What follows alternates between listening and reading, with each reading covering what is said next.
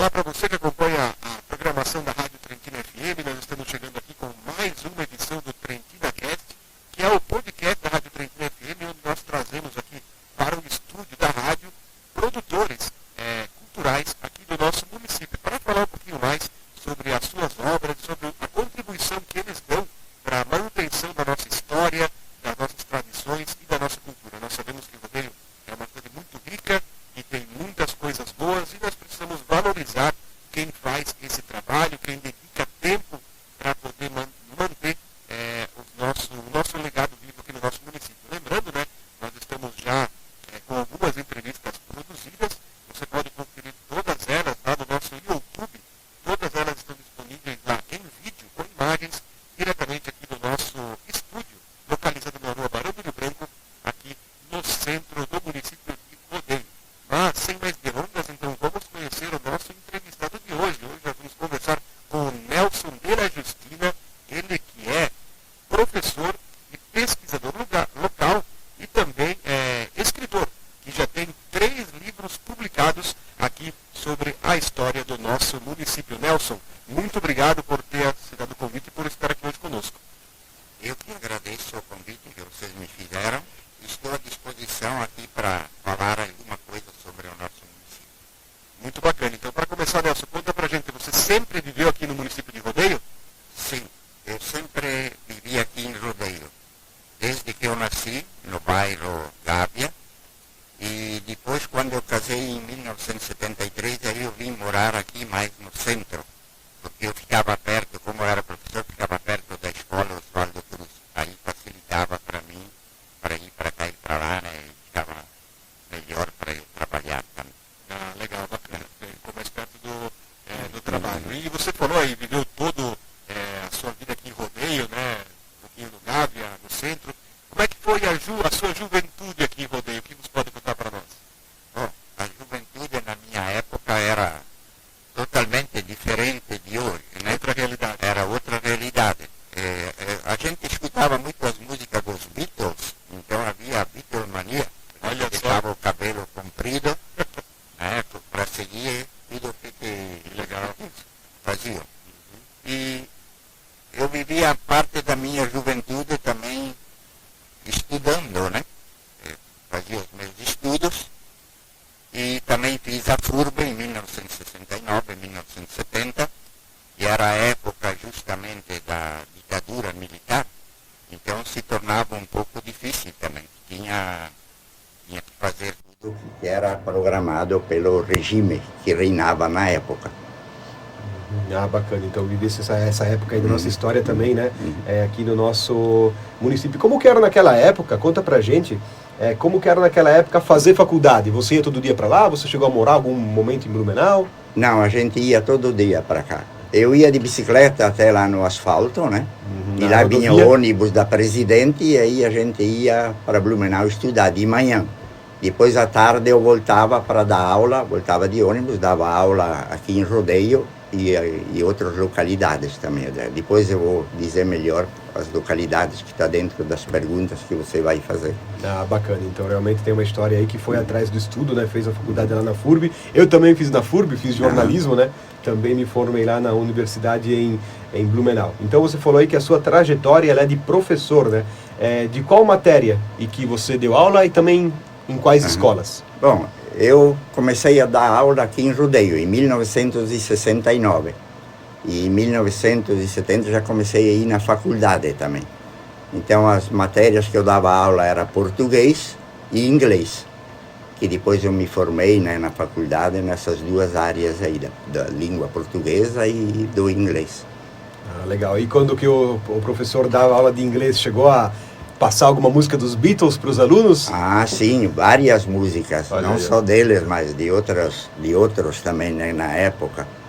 A gente treinava junto com eles, né, também, e eles gostavam da música que a gente apresentava.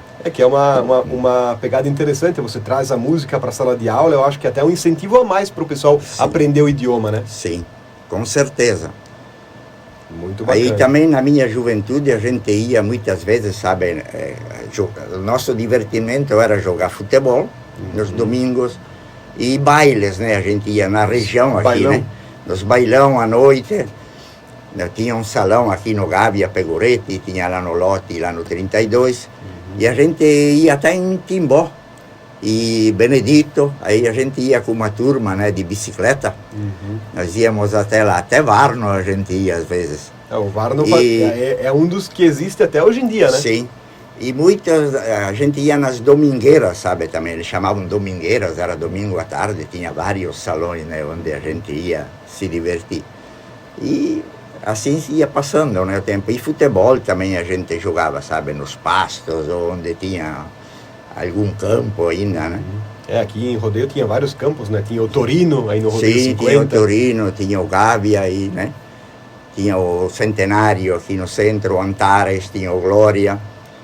Tinha Cometa de 32, Cometa de tinha 32. muitos times, depois mais tarde apareceram, né? Bacana, mas realmente o futebol de rodeio tinha muitos times, Sim. né? Jogavam a Liga Blumenauense, tinha campeonatos aqui também locais, né? Sim. O senhor chegou a jogar por algum desses times ou era mais... Sim, eu joguei em alguns times, É? né? Mas não por muito tempo, né? Porque depois comecei a ter problema no joelho, daí não conseguia mais jogar. Faz parte também da trajetória de atleta, né? Começa Sim. a ter problema de daí lesão. não conseguia mais. Pendura chuteiras e daí pegou como que é o caderno, o livro e o lápis e dedicou 100% a vida a professor. E junto com essa trajetória de professor, você também foi diretor, né, do nosso colégio estadual, então o Oswaldo Cruz. Em que época que o senhor foi diretor? lá? Diretor eu fui em 1994, 1993 a 1996.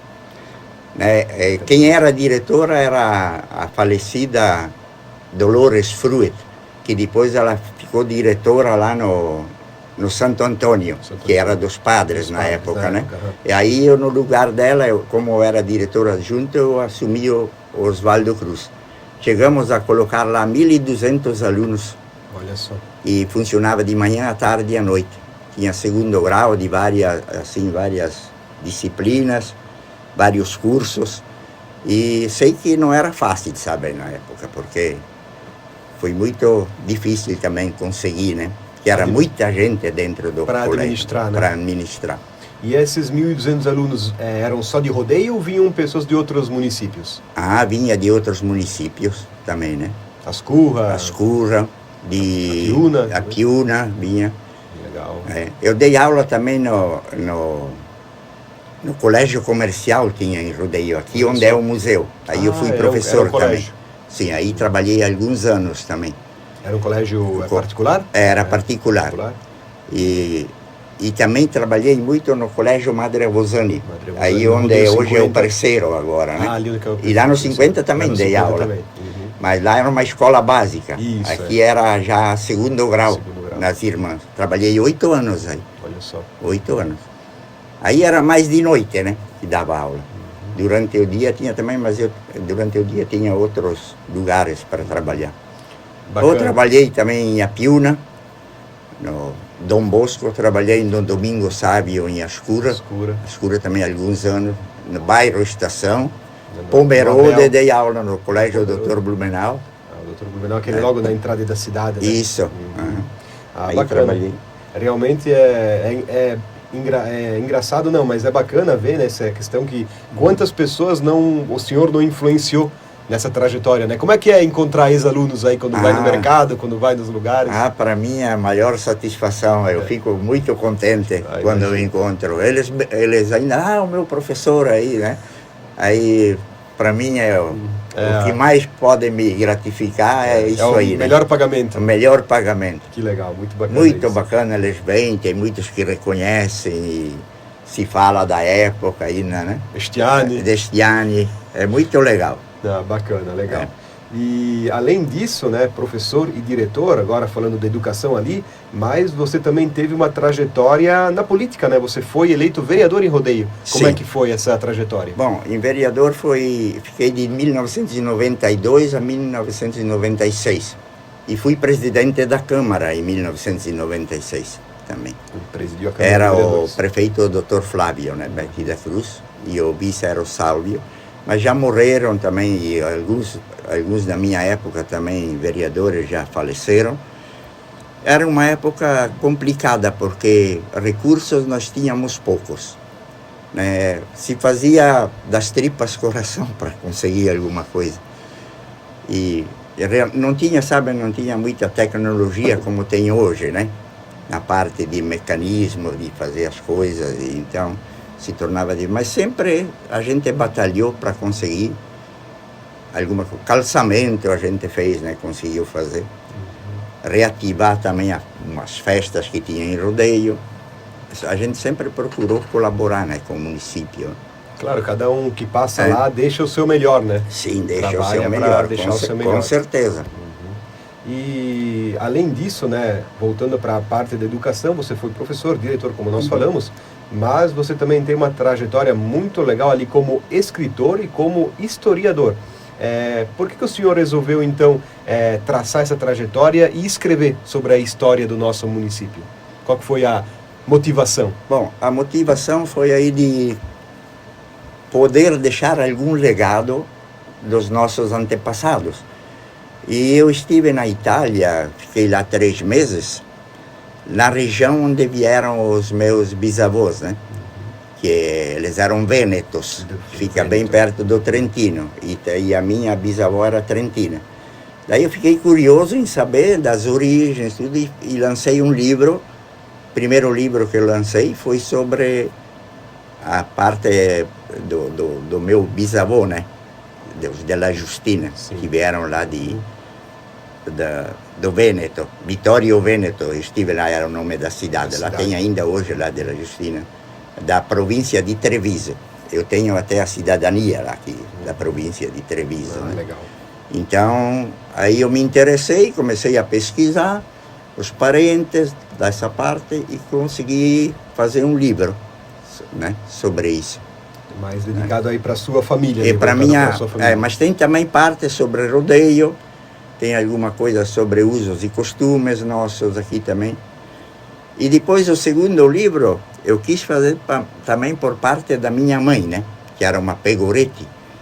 Daí eu andei pesquisando também. E escrevi também sobre o bairro Gábia, onde eu morava, sabe? Daí eu me interessei também por isso e também escrevi sobre como eles viviam, né? Como faziam a colheita do arroz, como faziam do milho, e como matavam o porco. Tudo coloquei lá nesse livro, aí, do Trentino a rodeio. Daí eu fiz esse livro e também teve bastante saída, até foi para a Itália, alguns livros também do outro lá também foram. Foram para cruzaram o mar. E cruzaram o mar. Como os imigrantes vieram para cá, os livros foram para lá. Muito bacana, legal que essa história realmente fica marcada ali, né? Você deixa num livro ali, você documenta isso, né, para a eternidade, né? Tá ali para sempre. E conta pra gente como é que foi essa viagem para a Itália, conhecer a terra da onde vieram os seus descendentes. Foi uma viagem assim para mim me trouxe bastante cultura, uma cultura diferente, né? Tive a oportunidade também de ver onde moravam os meus ancestrais, né? Como se diz. Sim. E fui bem recebido, inclusive, né? Eles me deram também muita coisa assim que eu pude aproveitar para a história. E achei muito legal também o lugar, muito bonito, né? Também os lugares onde eles vieram. E vieram para cá, né? E achei muito interessante também, assim. Foi bem gratificante para mim, essas viagens. Assim. Que é gratificante, né? E a gente bacana ver. E aprendi muita coisa também com eles, né? Imagino. Eles se admiravam porque a gente falava um dialeto que eles já estavam desconhecendo. Então eles ficavam admirados como nós falávamos, né? Era nesse ponto que eu queria chegar mesmo. Como é que foi? Porque isso bastante pessoas que vão para lá relatam isso. Que as pessoas de lá, quando que nós aqui começamos a falar o nosso dialeto aqui de rodeio, as pessoas de lá chegam a se emocionar, porque lá não falam mais esse dialeto. Não falam ainda. Eu ainda se ouve falar essa palavra, vamos supor. Nós fala estropaia, né? Estropaia.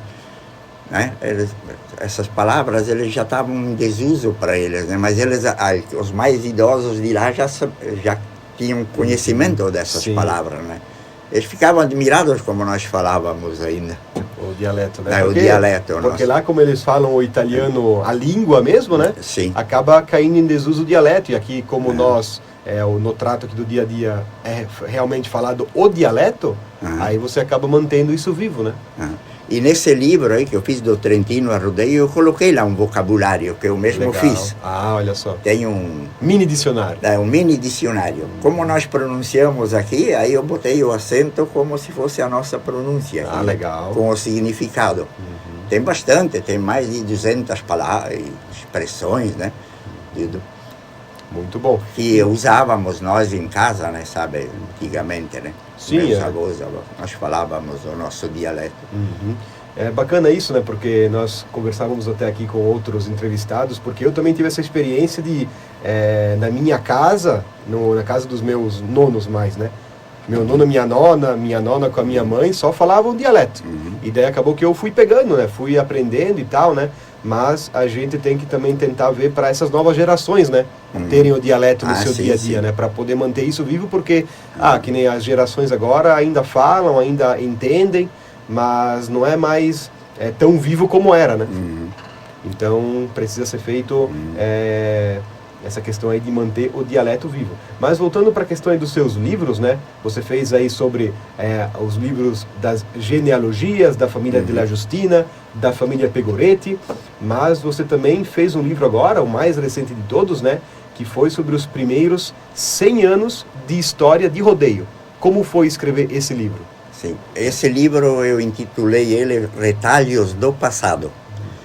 E eu fiz assim pesquisas para ver de vários acontecimentos, né, religiosos, sociais e tudo o que aconteceu nessa época de 1875 a 1975, até o centenário.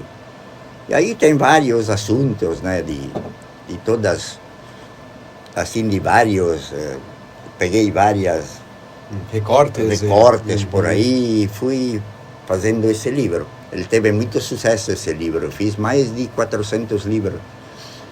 E não tenho mais. Tenho só um lá em casa para mim. Só edição única. É edição única, só para mim. E agora eu tenho outro já pronto. Agora eu vou fazer do centenário ao Sesc Centenário. Ah, legal. Né? Desde de 1975, de 76 até 2025. Os últimos 50 anos. Já tenho ele pronto até o momento atual, né? E só falta agora diagramar e quero ver se eu consigo alguns patrocinadores para poder também arcar um pouco com as despesas, né? Porque sabe que livro é sempre despesa. Não é fácil, é gráfica, é revisão. Isso. Até eu deixei na biblioteca aqui também, da prefeitura, eu deixei alguma coisa aí sobre isso aí. E para mim, eu me sinto bem assim, fazer essas pesquisas, sabe? Mas só que eu vou por tudo, né? Nas casas de antigo, vou nos cemitérios. Eu ia falar isso mesmo para o senhor. Onde que foi que o senhor foi atrás dessas informações para escrever esse livro dos 100 anos ali? Ah, dos 100 anos? Isso, eu fui nas crônicas que tem nas casas de freiras, nos padres, nos livros que tem... Livros de documentos, né? Cartórios. Cartórios. Falando com pessoas mais antigas que eles têm alguma coisa guardada, né? Inclusive eu coloquei bastante fotos nesse livro. Coloquei bastante fotos. Contando assim a história de igreja também, como foi feita, acontecimentos em rodeio, né? E assim por diante. É um livro bastante aceitável assim no nosso meio. É bacana aí que o senhor citou das imagens, eu acho muito legal que, para quem acompanha a rede social do senhor, de vez em quando o senhor coloca alguma foto antiga do nosso município, de alguma localidade, né? É bacana esse trabalho de realmente ver, e eu gosto sempre de comparar, né? O senhor coloca lá uma foto da nossa avenida Barão do Rio Branco, como era 30 anos atrás. Como é hoje, né? É muito legal essas comparações, realmente a gente faz a gente pensar, né? De como a nossa realidade Sim. é transformada com o passar do tempo. Isso aí é o meu hobby, né? Eu não tenho as fotos originais, mas eu tenho bastante fotos assim, antigas. Digitalizadas.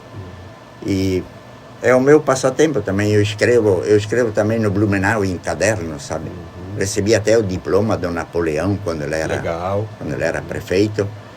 Eu escrevi já vários assuntos sobre rodeio. Tudo dos nossos usos e costumes. Bacana. E agora eu continuo ainda. Desde 2017 eu comecei a escrever no jornal o Rodeense. Toda edição sai uma coluna do senhor. Sempre sai uma coluna. Né? Bacana para deixar nossa história marcada cada vez mais. Né? Sim, com certeza. Pessoal, esse é o TrentinaCast, o podcast da Rádio Trentina FM. Nós estamos conversando hoje com o Nelson de la Justina. Ele que é professor, historiador e escritor aqui do nosso município de Rodeio.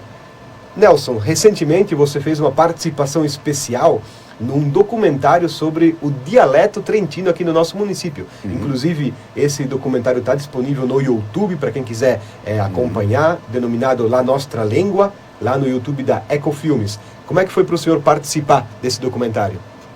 Foi muito assim, hilariante, como se diz, né? Foi uma experiência diferente, né? Foi uma experiência diferente, porque aí a gente também já introduzia um pouco o nosso dialeto, né? Podia falar alguma coisa em dialeto. E é uma pena que hoje o nosso dialeto está quase assim, morrendo, né? Desaparecendo, porque é poucos que falam, né? Na nossa família ainda nós falamos quando a gente se encontra. A gente ouve falar ainda muito o nosso dialeto nas comunidades, né? Às vezes, no Pico, nesses lugares, eles falam ainda bastante. Na Piranga, né? Aqui no centro já não é tanto. Aqui, tu ouve falar em dialeto quando eles têm um velório, né? O pessoal fica lá fora, e fala muito em italiano. Eles falam em italiano. Daí. Ou antes da missa, lá na frente da igreja. Depois da missa. Depois da missa eles ficam... Tem sempre aqueles que falam chacolando, em italiano, né? Então, ainda se mantém assim, essa parte. Mas a juventude, acho que os jovens precisariam de um incentivo, assim, para que voltasse a ter esse dialeto falado nosso aqui. Que ele é muito bonito, muito cantado, assim, e valeria a pena.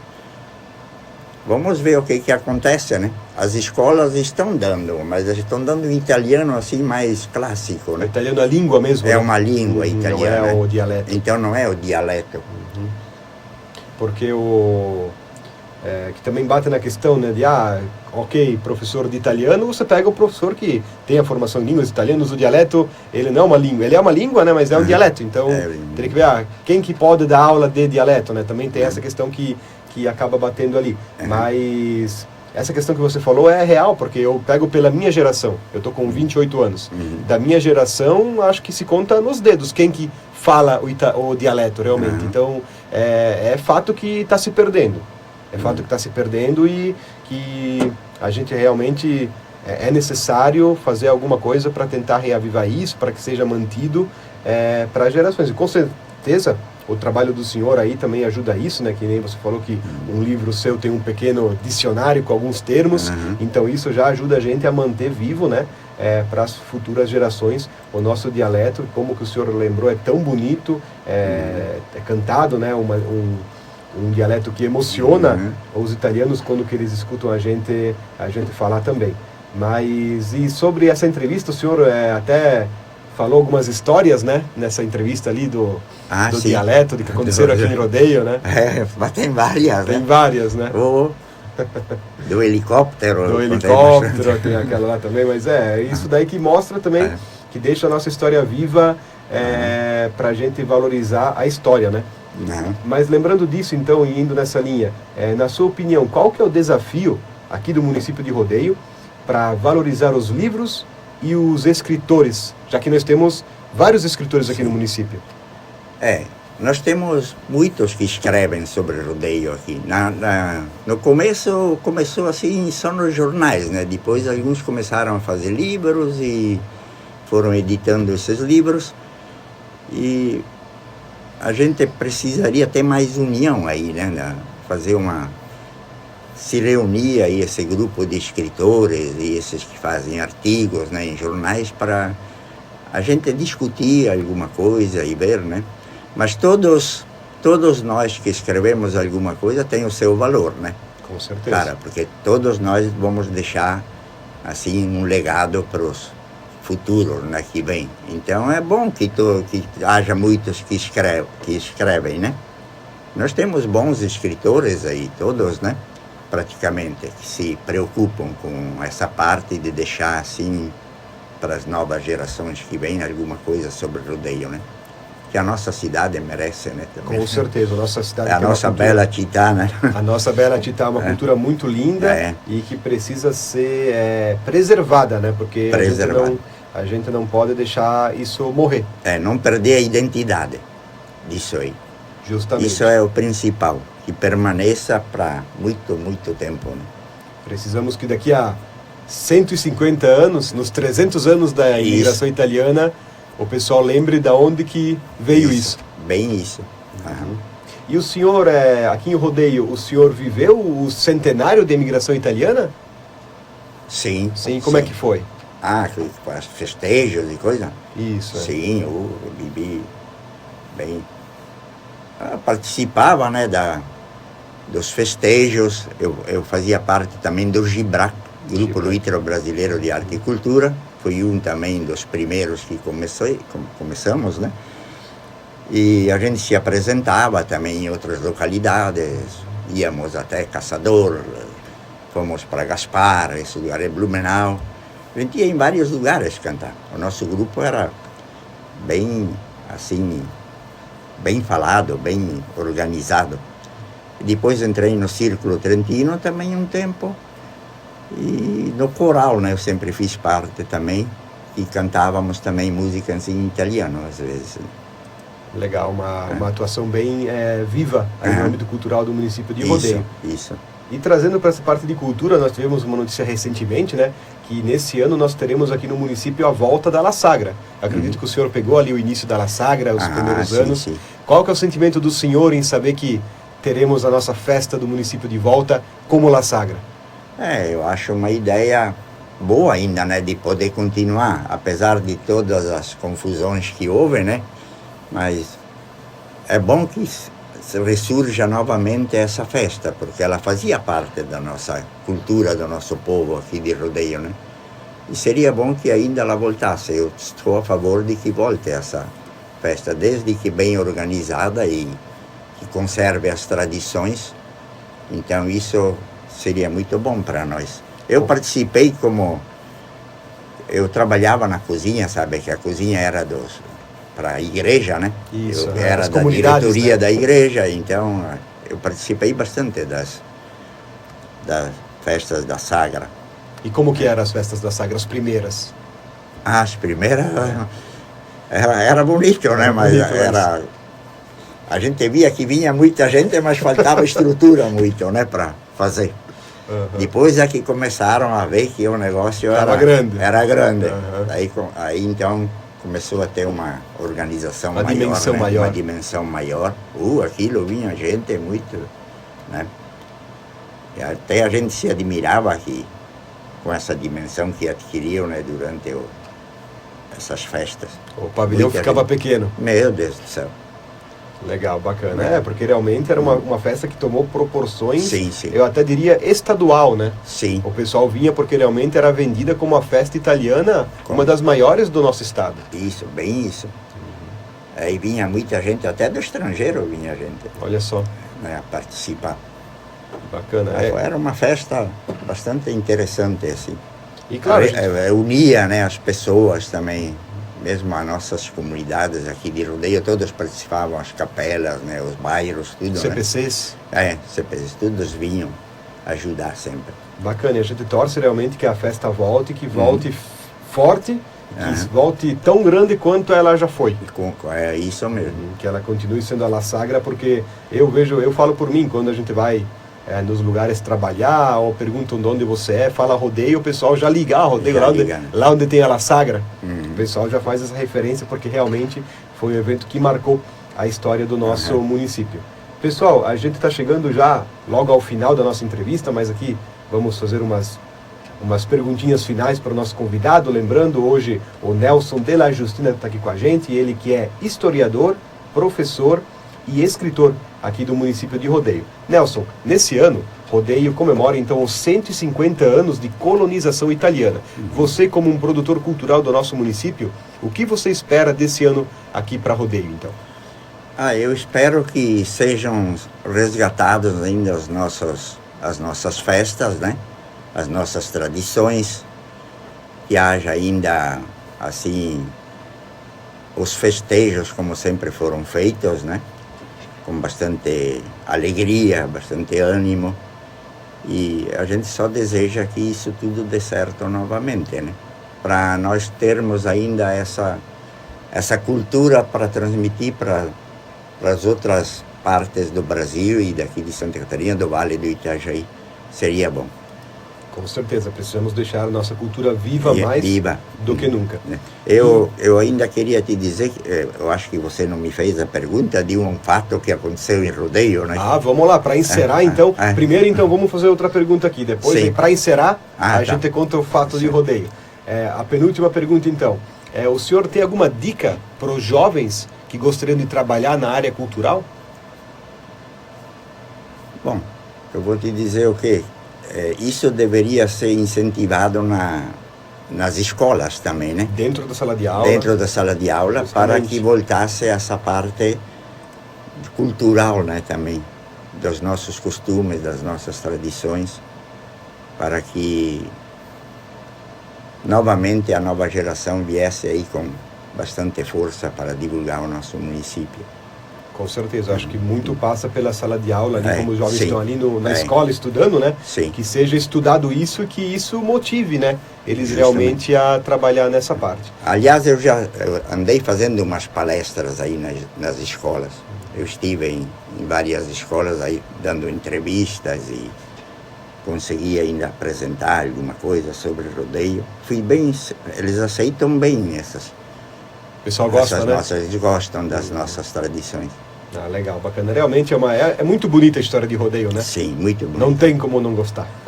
É nossa bela Titá. Mas então, seu Nelson, para encerrar, então, conta pra gente um caos aqui do nosso município de Rodeio. Vamos lá. Mas não em italiano, né? Não precisa ser italiano. Se quiser falar uns termos em italiano no meio...